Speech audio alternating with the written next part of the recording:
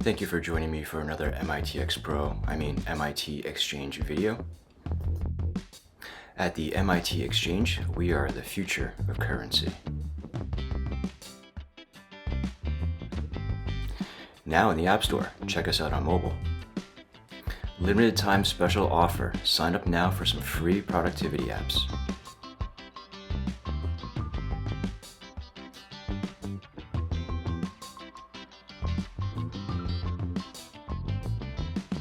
And our registration form has input validation.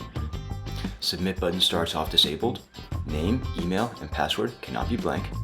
Name does not accept special characters. The email must be unique in the database and of a valid email format. The password must be at least 8 characters and no spaces. Welcome to the MIT xCHANGE new user. Congratulations with your bonus deposit. Clicking Add Another Account resets the registration form.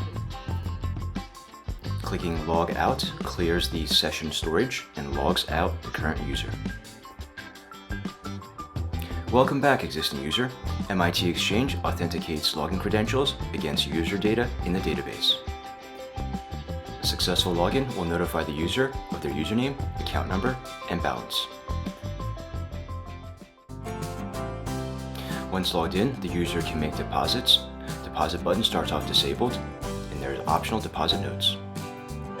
The deposit form has input validation. Deposit amounts cannot be negative and must be a number. Deposit forms update with a new balance. User is also notified with the transaction amount, account number, and balance.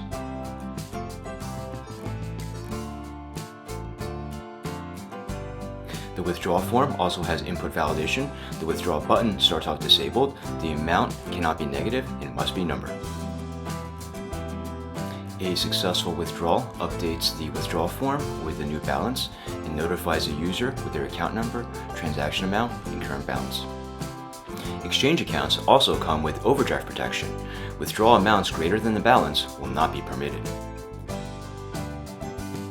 The MIT xCHANGE believes in full transparency. Check out our user data page for usernames, account numbers, passwords, emails, and full transaction history. User data is retained in local storage. Don't forget to clear your cookies. I opted to use form components for this project.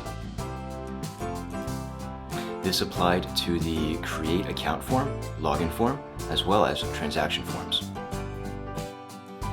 Form components helped keep my project a bit more modular and made code changes a bit easier to manage. I chose to go with a currency exchange theme for this project. The first challenge I ran into was how to fetch the API data. I chose to use Axios and fetched my data from CoinGecko. The JSON data is then captured using setData. The next challenge was how to get the currency exchange rates to display like a stock ticker. Data is passed to the rates component. We then map through the keys in our data object. Each exchange rate is then returned with the data key name. Then on the next line, we have the unit, followed by the value. All of the rates are then returned.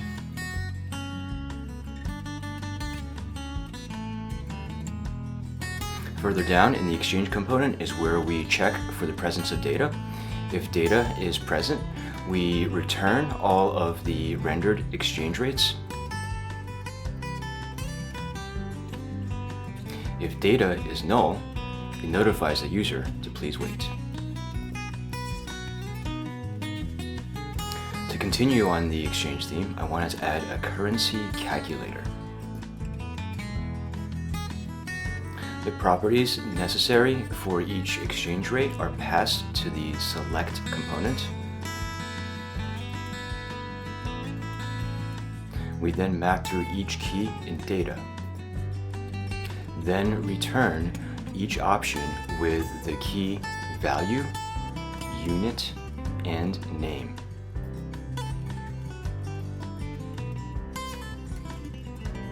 All of the options are then returned within a pair of select tags.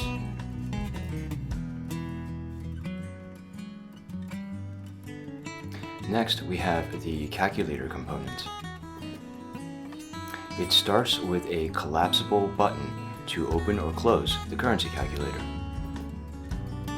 The calculator and its select components are built inside a Bootstrap card. Once both selection fields are populated, the exchange rate is shown.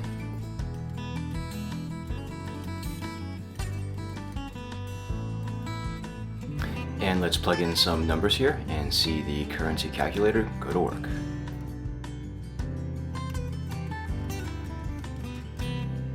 Thank you for visiting the MIT Exchange. We look forward to fulfilling your currency exchange needs.